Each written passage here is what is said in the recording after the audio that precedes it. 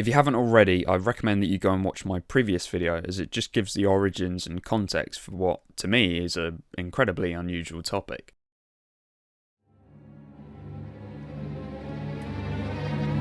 After the fall of the Nazi regime and the division of Germany into districts, culture in the eastern sector was suddenly placed under new censorship.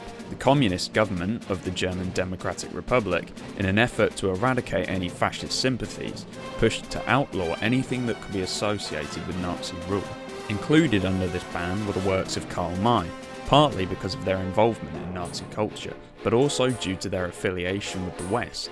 This was the first time since their publication that the works of Karl May had been out of the hands of their eager readership in the East. But it was within these restrictions that a fresh kind of Western story took shape, one that waged war on Karl May and his fascist followers. Next to Karl May, the most influential writer of German Westerns was Munich-born historian Liselotte Welskopf Henrich. From a young age, she held an intense interest in the indigenous peoples of colonised lands, having written a letter to the Mexican government advocating for the rights of the Yaqui natives under the rule of President Francisco Madero.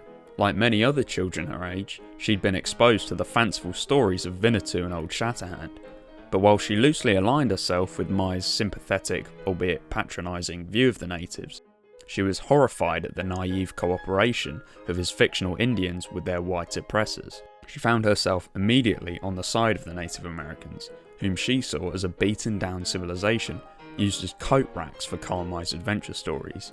In her teens, she began writing her own Western stories, taking care to follow historical sources, unlike May.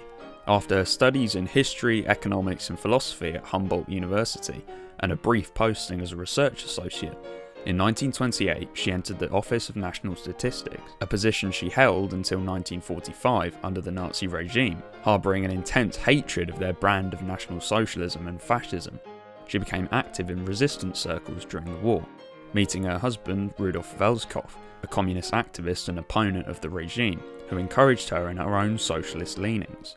Since the age of 17, she had kept her Western fiction secret, reluctant to publish it in an environment which would hold it to the inaccurate standards of May and distort it to fit the Nazified vision of the West.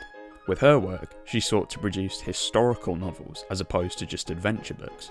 As a well-respected and state-approved professor of ancient history, she was allowed multiple visits to North America in order to research the day-to-day life of natives, which also helped to realise her stories. In the wake of Karl May's reinvention of the Wild West and the Nazis' manipulation of it, publishers found her books to be unsuitable for children, too far-fetched, as surely the natives had been wiped out by the Americans. Finally, in 1951, her manuscript was accepted, partly due to a shift in the government's attitude towards Western fiction, recognising its immense appeal. In West Germany, a series of films based on May's books began to be released, starting with Der Schatz im Silbersee, or Treasure of Silver Lake, in 1962, introducing to a wider European audience the characters of Old Shatterhand and Winnetou, played by white actors Lex Barker and Pierre Brice respectively. Although often deviating from the plots of May's novels, their presentation of natives and whites remains relatively faithful and juvenile. For many Germans, Pierre Brice is still the definitive face of Karl May's stories, despite being neither Native American nor German, but rather French. Their immense success would go on to inspire the spaghetti westerns of the late 60s, but more immediate was the opportunity seen by the East German authorities of producing their own media in a similar vein. As a result of the censorship, demand for the westerns of their childhood was at an all-time high for East Germans. By then, Welskopf-Henrich's Harker series had established itself as a worthy substitute for the Winnetou books. DEFA, the East German Film Board, recognised their cinematic potential and began work on adapting the first instalment. Die Söhne der großen Bärin, or Sons of the Great Bear, based on Welskopf-Henrich's novel of the same name, was released in 1966 and is considered by many to be the first German Red Western.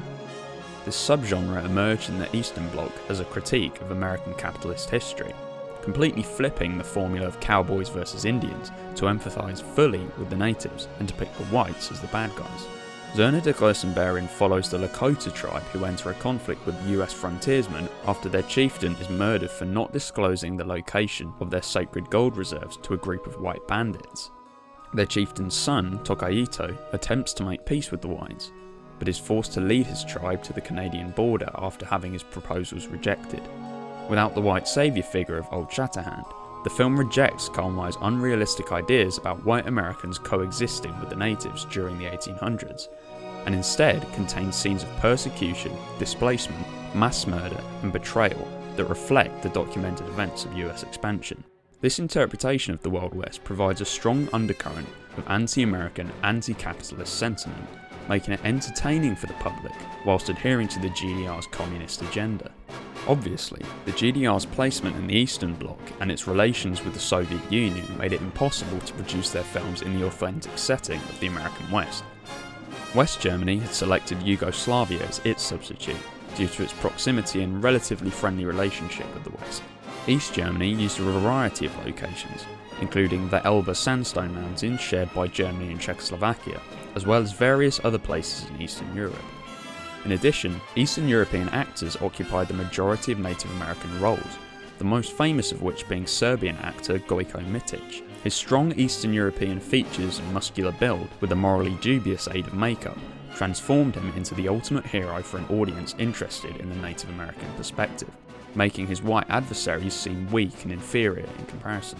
Off-screen, Mitic was idolised by young and old alike, and conducted publicity stunts to boost the profile of DEFA and East Germany abroad. He's been compared to Western superstars like John Wayne, Clint Eastwood and Pierre Brice of West Germany since. This Eastern European element to the DEFA films also adds a layer of subtext to these familiar stories.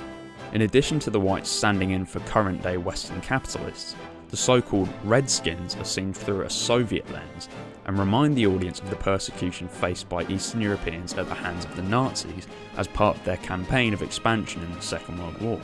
They become tales of defence and retreat rather than coexistence as Karl May would have had the Germans believe. Wir wollen nichts weiter als in unserer Heimat im Norden bleiben. In die Reservation im fremden Süden kehren wir nicht zurück. In die Heimat, in die Heimat. Immer wieder das Gerede von der Heimat im Norden. Indianer haben keine Heimat, die hat einen Befehl. Ich werde meine Brüder mit ihren Frauen und Kindern nicht in den qualvollen Hungertod der Reservation führen. Wir gehen nicht. Ihr geht nicht? Das wollen wir mal sehen. Sergeant, fesseln die Stolche. Keine Rationen mehr. Kein Wasser.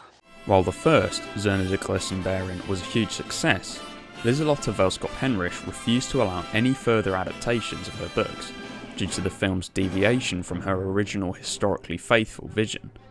Despite her loyalty to the state, she wanted her stories to stand alone as faithful reproductions of history that had been whitewashed by decades of Karl May's fantasies.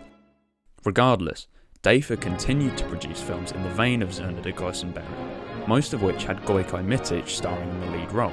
With their Indiana film, DEFA struck gold. Not only were they producing content that appealed to a population hungry for the stories of their childhood, but their subtle alterations to a familiar formula allowed them to embed a staunchly anti-American, anti-capitalist and even anti-fascist agenda, resulting in films that doubled as entertainment and propaganda. In comparison, the Karl May adaptations of the West were limited by the historically inaccurate and naive imaginings of their author, and inadvertently helped to obscure the real dark history of the American West in a similar manner to the white sympathising films being produced in the US around the same time. Although they did deviate from Welskopf-Henrich's historically minded vision, their faithfulness to her basic perspective results in a more politically correct and empathetic depiction of the West. Naturally, with the fall of the Soviet Union and the dissolution of many socialist-leaning regimes in Europe, including the government of East Germany, the Red Westerns came to an end, and citizens of the East were reunited with the works of Karl May through German reunification. Finishing in 1968, the series of Karl May adaptations in West Germany remained popular, but now existed alongside foreign imports also set in the West. Today, the German fascination for the Native Americans and, to a lesser extent, cowboys, can still be divided between the East and West, thanks to the divergent traditions of storytelling that emerged in the latter half of the 20th century. For West Germans, Winnetou is still iconic, seen more as a childhood hero than a serious representation of a Native American, and the Pierre Brice fronted films of the 60s are among the most popular ever produced in Germany. Another of the most popular German films is actually a parody of the Winnetou series, comedian Michael "Bully" Herbig's Der Schuh des Manitou, or Manitou's Shoe, based on his series of Winnetou-inspired TV sketches, relying on nostalgia, exaggerated stereotypes, and an awareness of the often ridiculousness of Karl May's stories. On a superficial level, Native American imagery continues to be a common presence in German carnival culture, attracted controversy in recent years for alleged cultural appropriation and racial stereotyping in their fancy dress. In the East, a cultivated love of the Native American way of life, albeit a fetishized one, lives on, as so-called Indianer hobbyists partake in activities they saw in the DEFA films. West German depictions of Native Americans instilled a sense of a unified race in the collective conscience, whereas DEFA's more historically grounded films emphasised the great diversity of tribes and cultures that fall under that umbrella term. As such, many hobby clubs identify with a particular tribe, such as the Mandan or Iroquois. The DEFA films hold a nostalgic power similar to that of the West German Karl May films, but their uniquely ideological framing arguably has evolved a united Germany's interest in the natives. Without the German avatar of old Shatterhand, their Western mythology relied on a focused empathy with the subjugated community, more than just seeing them as an intriguing subject of adventure fiction that can coexist with them. In recent years, the two Western subcultures have overlapped and rejoined into something of a reunified mythology. Karl May Festspiele, the first of which being held in 1938, have continued to draw large crowds. The most popular regular festival in Bad Segeberg, northwest Germany, has its own specially built outdoor arena complete with life-size Wild West sets for actors to perform Karl May stories. Among those to have played Winnetou is East German legend Goiko Mittich, bringing together the DEFA films with the tradition of Karl May stories. In 2016, the first of the Winnetou films was rebooted, with Mittich cameoing as an old Apache chieftain, and Albanian actor Nick Jalili playing Winnetou. Interestingly, despite the film's adoption of a more historically conscious approach like that of the DEFA films, concerned with the potential displacement of Winnetou's tribe, Sie denken, wir wollen ihm ihr Land wegnehmen. Das können Sie nicht machen, das werde ich nicht zulassen.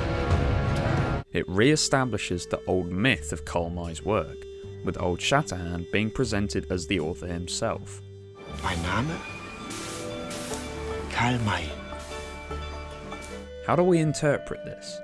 Well, on the one hand, it's yet another sign that Karl May's development of a persona has proved to be an incredibly effective marketing tool. The film's obviously aimed at an audience nostalgic for both the books and adaptations, even using the same music motifs of the Pierre Brice films.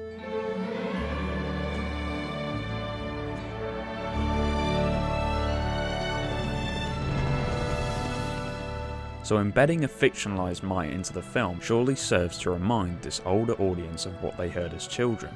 But remembering the key differences between the West German May adaptations and the East German Indianer filmer, it's hard to ignore the significance of having a white German as the main character. This provides an audience surrogate for the stories, and linking him to the real man strengthens the illusion of Germany having a bond with the natives and their homeland.